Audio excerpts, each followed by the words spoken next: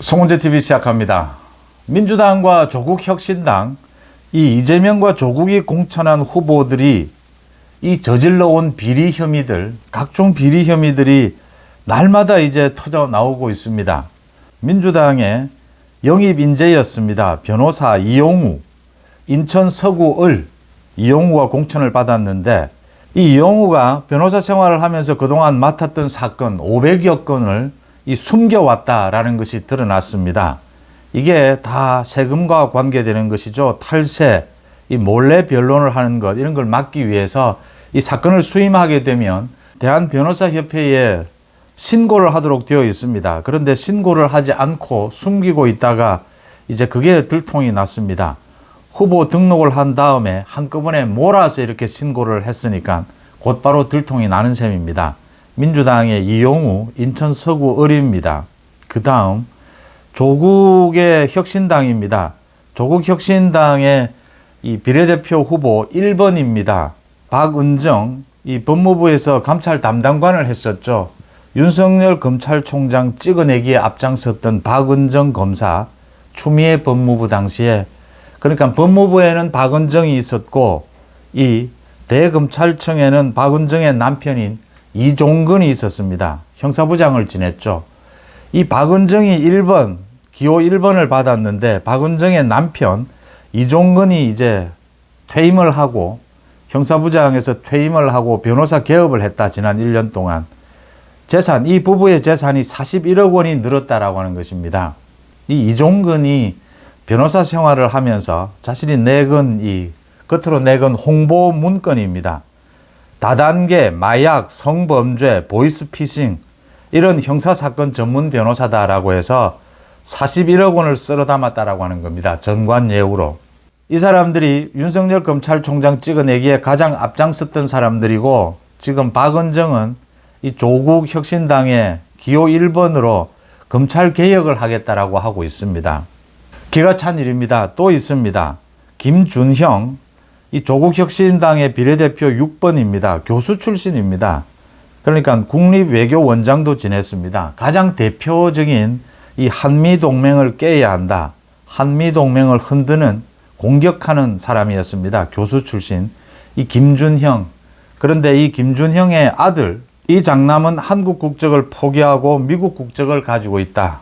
그래서 병역 의무를 이행하지 않고 있다라는 게 드러났습니다. 뭐 줄줄이 드러나고 있습니다. 인권 변호사라는 이름 뒤에서 각종 갭 투기, 땅 투기를 하고 또 파렴치한 변론을 하고, 성범죄 사건에 있어서 파렴치한 변론을 하고 갖가지 부정부패를 통해서 재산을 축적해온 이런 사례들이 이재명이 공천한 사람들, 조국이 공천한 사람들 모두 지금 날마다 이렇게 드러나고 있습니다. 이재명과 조국이 각종 부정부패를 통해서 자신의 이득을 챙겨온 비리 혐의자들입니다. 범죄자들이죠. 실형까지 조국은 받았습니다. 그 사람들이 공천하는 사람들이 어떤 사람들이냐? 당연히 이런 비리를 저지른 사람들일 것이다. 비리를 저지르고 막말을 한 사람들이 아니고서는 이재명과 조국 주변에 곁에 붙어 있지 않을 것이다. 누구나 뭐 상식적으로 짐작해 볼 수 있는 일입니다. 이런 일들이 오늘 또 발생을 했습니다. 모두 이재명이나 조국처럼 법조인들이고 법 전문가들입니다. 변호사들입니다. 민주당의 인천 서구을 공천이 된 이용우 500여 건의 사건 수임을 숨겨왔습니다. 그 다음 박은정, 이 박은정 부부, 이 윤석열 검찰총장 찍어내기에 이 부부가 앞장섰다가 지금은 조국 혁신당의 기호 1번을 받고 검찰 개혁을 하겠다라고 하고 있습니다. 자신의 검찰 경력을 내세워서 지난 1년 동안 41억 원을 쓸어 담았습니다.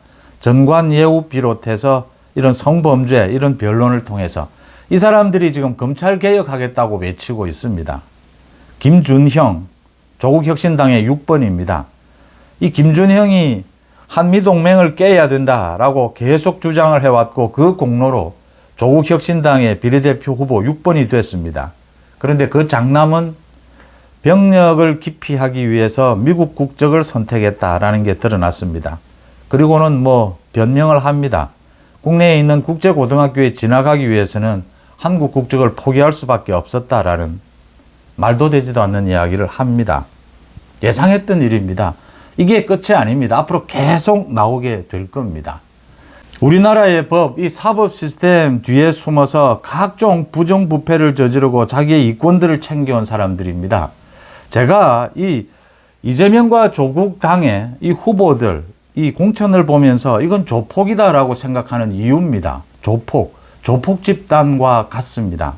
이 조폭들이 딱 하는 행태입니다. 그러니까 법을 자기 마음대로, 법이 자기에게 유리할 때, 이익이 될 때는 권력을 쥐고 법을, 사법 시스템을 자기 마음대로 할 수 있을 때는 인권을 내세우고 그럴듯한 이 법치에 동의하는 듯한 행태를 보입니다. 그러면서 뒤로는 이 법을 이용해서 각종 사법방해, 재판 지연, 수사 지연 이런 것들을 노리면서 부정부패로 축제를 합니다. 이익을 챙깁니다. 그리고 이 권력에서 멀어져서 사법 시스템에 의해서 이제 자기들이 장악할 수 없을 때는 이제는 검찰 개혁, 사법 개혁, 대한민국 사법 시스템을 붕괴시켜야 한다, 무너뜨려야 한다라고 주장합니다. 정치적으로 주장합니다. 그 태도를 이재명과 조국이 갖고 있는 이 태도를 그대로 똑같이 하고 있는 사람들입니다. 지금 이재명 주변에, 조국 주변에 있는 많은 법조인들을 비롯해서 많은 이 뭐 교수나 이런 사람들이 딱 그런 형태로 살아왔습니다. 그래서 이 이재명과 조국을 심판해야 하는데 이번 총선에서 이재명, 조국의 심판이 가능할 것이냐, 이 지지율 조사가 정확하냐, 이 표본 모집에 상당히 문제가 있을 경우가 많습니다. 이게 소위 좌파 쪽이 많이 응답을 하느냐, 우파가 많이 응답을 하느냐에 따라서 이 지지율은 출렁입니다. 그렇지만 전체적인 지지율 흐름을 보면 국민의힘 지지율이 지금 상당히 낮은 상태로 떨어졌다, 다시 이제 치고 올라가는 상황이다 라는 건 분명합니다. 지금 민주당이 유리한 국면에, 지지율에서 유리한 국면에 있다는 것은 사실입니다. 이걸 어떻게 헤쳐나갈 것이냐. 보수 우파는 유리하나 불리하나 대한민국의 사법 시스템을 지키려고 하는 사람들입니다. 나한테 유리하거나 불리하거나 법은 지켜야 된다고 생각하는 사람들입니다. 이재명과 조국은 나한테 유리하면 지키고 나한테 불리하면 그 법을 없애야 된다고 주장하는 사람들입니다. 우리 사회에서 그런 사람은 조폭 집단입니다. 그런데 이 선거전이 이제 본격화되면서 참 자유우파, 이 많은 국민들, 상식적인 국민들이 좀 답답하게 느껴지는 부분이 있습니다. 이재명이나 조국은 날마다 막말, 망언을 일삼습니다. 조국은 뭐 오늘도 이제 검찰청을 없애겠다, 기소청으로 바꾸겠다, 이 범죄자가 지금 몽둥이를 들고 검찰에 몽둥이를 휘두르고 있습니다. 이재명 마찬가지입니다. 나라가 망조가 들었답니다. 이재명 때문에 나라가 망조가 들었는데 지금 또 윤석열 정부 탓으로 돌립니다. 이재명은 뭐 지금 날마다 망언입니다. 나오는 대로 찌꺼립니다. 이렇게 해도 이길 수 있다, 이렇게 하는 것이 자신이 공천한 이 후보들의 그 흠을 좀 물타게 할 수 있는데 훨씬 도움이 될 것이다. 그래서 이재명이 이렇게 깽판을 치고 있습니다. 이재명, 조국이. 이게 딱 조폭들이 하는 행태입니다. 이재명, 조국은 저렇게 거짓 선동, 가짜 뉴스로 날마다 저렇게 깽판을 치는데도 지지율이 유지가 되고, 거기에 맞받아서 한동훈 위원장을 비롯해서 국민의힘도 강력하게 좀 대응을 해야 하지 않겠느냐. 뭔가 좀 답답하다. 언제나 이 사법 시스템을 지키려고 하는 사람은 답답합니다. 주먹이 빠르죠. 이 조폭들이 휘두르는 주먹이 당장 눈앞에 급하고 빠릅니다. 뭐 어떻게 보면 시원시원하게 느껴질 때도 있습니다. 전형적인 조폭들의 행태입니다. 한동훈 위원장이 강력하게, 한동훈 위원장이 이재명과 조국 부분을, 이 잘못된 부분을 지적하고 있지만, 그건 한동훈 위원장은 절대로 거짓 선동, 가짜 뉴스를 말하지도 않고 말할 수도 없고, 한동훈 위원장은 그렇게 잘 상식적으로 합리적으로 훈련된 사람입니다. 보수파의 전형적인 사람이죠. 이런 한동훈 위원장이 가짜뉴스, 거짓 선동을 하지 못하니까 이재명과 조국은 마음대로 지금 거짓 선동을 합니다. 이재명과 조국이 이렇게 난동을 부리면서 노리는 지점은 보수 우파, 이 국민들이 정치에 환멸을 느끼도록 지금 유도하고 있는 겁니다. 아예 이렇게 해서 투표를 해서 뭘 하겠느냐. 참 샤이 보수라고 이야기를 합니다. 이 여론조사에도 응답할 가치를 못 느끼겠다, 정치의 환멸을 느끼도록 이렇게 유도하고 있습니다.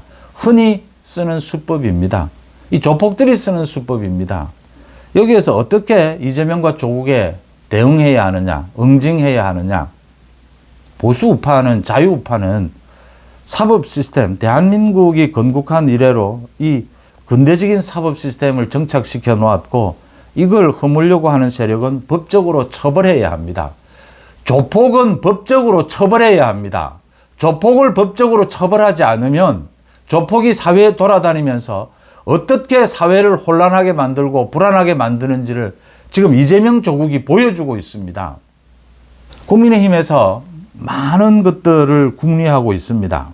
지금 지지율이 빨리 회복이 되어야 되는데 사실은 많이 좀 실망하고 이런 부분으로 인해서 이 보수우파, 자유우파의 결집이 늦어지고 있다. 그래서 별의별 말이 다 나옵니다. 유승민을 다시 등판을 시켜야 하느냐. 물론 일부의 이야기입니다. 또 이준석 당, 이준석의 개혁신당과 어떻게 후보 단일화를 해야 하느냐.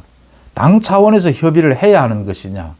이준석, 유승민이 다시 또 등장을 했습니다. 이게 어떻게 해서든지 대응을 해야 하는데 저 조폭의 무리들 법적 처벌을 제대로 하지 못하니까 지금 당장 주먹으로 저 조폭을 대응할 수는 없습니다. 그래도 국민의힘은 한동훈은 상식과 법치로서 대응을 해야 합니다. 그러려다 보니까 이제 별의별 방법들이 다 거론이 되는 것입니다. 조국과 이재명과 같은 저런 세력보다 오히려 더한 지금 국민의힘이 지켜나가고자 하는 정체성에 반대하고 내부 총질을 해온 유승민과 이준석의 손을 잡지 않고 이길 수 있는 방법을 찾아내야 합니다. 그 방법을 찾는 안간 힘이 지금 한동훈 위원장이 오늘도 이 지금 국회를 통째로 이제는 이 세종시로 옮기자. 의대 정원, 지금 보면 의사 그 협회 회장 새로 뽑힌 사람이라든지 또 전 회장이 하는 말을 보면 이 의대 정원이 필요하다는 걸 느끼게 됩니다. 전 회장이라는 사람은 그거 봐라, 의사들에 대한 징계는 없을 거라고 내가 했잖아, 이렇게 정부를 조롱합니다. 또 현 회장이라고 뽑힌 사람은 오히려 의사를 줄여야 한다, 500명, 1000명 줄여야 한다, 이런 주장을 합니다. 이런 이제 일부 의사들의 태도, 이걸 보면 많은 국민들이 의대 정원 이걸 밀어붙여야 한다라는 데 동의를 하고 있습니다.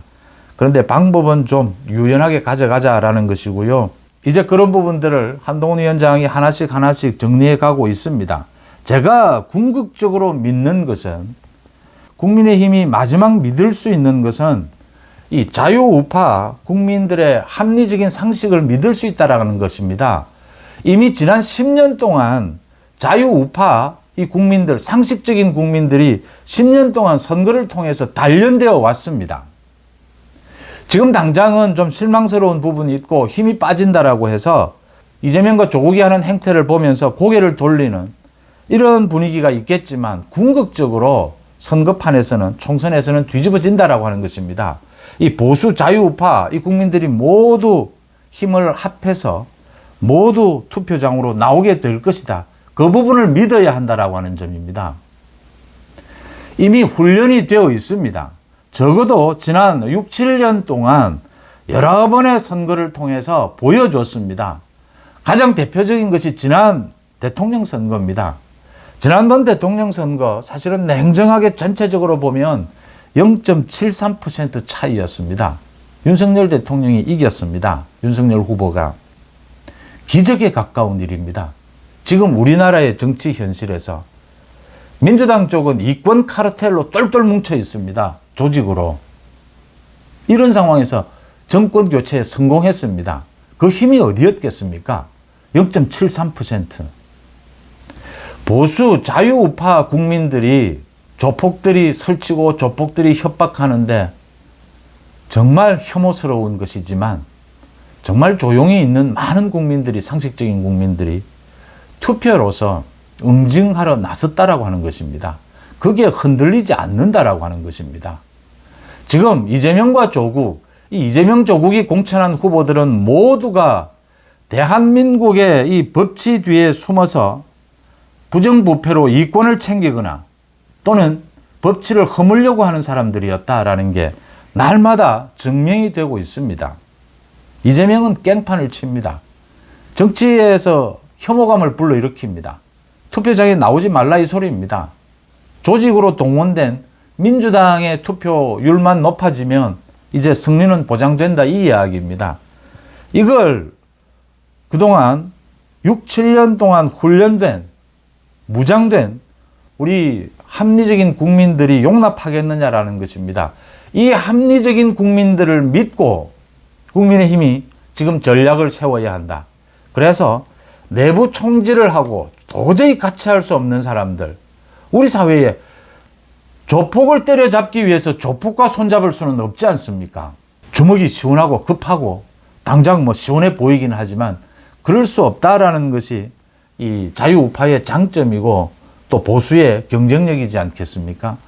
그래서 상식적인 국민들을 믿고 전략을 세우고 할 수 있는 최선의 방법을 찾는다면 충분히 이 승리의 길을 찾을 수가 있다. 목표하고 있는 과반 획득, 이제 14일 남았지만 과반 획득도 가능하다라고 하는 것입니다. 자꾸만 이게 밀리다 보면 계속해서 지금 뭐 대표적으로 유승민, 이준석입니다. 유승민, 이준석 손을 잡아야 하는 것 아니냐라는 이야기도 나오게 되는 것이고, 오늘 아침 장동혁 사무총장도 뭐 여러 가지로 고민하고 있다라고 했습니다. 한동훈 위원장은 단호했습니다. 생각해 본 적도 없다라고 했습니다. 한동훈 위원장이 맞습니다. 불안하고 여러 가지로 뭐 이렇게 비판을 받다 보면 또 여러 가지로 생각이 들 겁니다. 그런데 이럴 때일수록 상식적인 국민들을 믿고 당당하게 자신 있게 나서는 것이 중요하다. 날마다 터져 나오고 있습니다. 이재명 조국을 이런 이용우를 비롯해서 조국이 공천한 이 자신들이 인권 변호사고 자신들이 검찰 이 뒤에 숨어서 이런 그에게 재산을 축적해온 윤석열 검찰총장을 찍어내기 위해서 가전 이런 비리를 저질러 왔던 이런 소위 법꾸라지들이 모두 국회의원 배지를 지금 달 형편이 됐습니다. 다음 국회는 보지 않아도 뻔하지 않습니까? 이 범죄 집단입니다. 비리 집단입니다. 이런 사람들이 지금 국회를 장악하게 됐습니다. 과반 획득만이라도 국민들에게 호소하고 충분히 가능할 수 있다. 자신감을 갖고 나아가야 한다. 이럴 때일수록 이 부분을 지적을 합니다. 여러분들은 어떻게 보십니까? 송은재TV 마칩니다. 고맙습니다.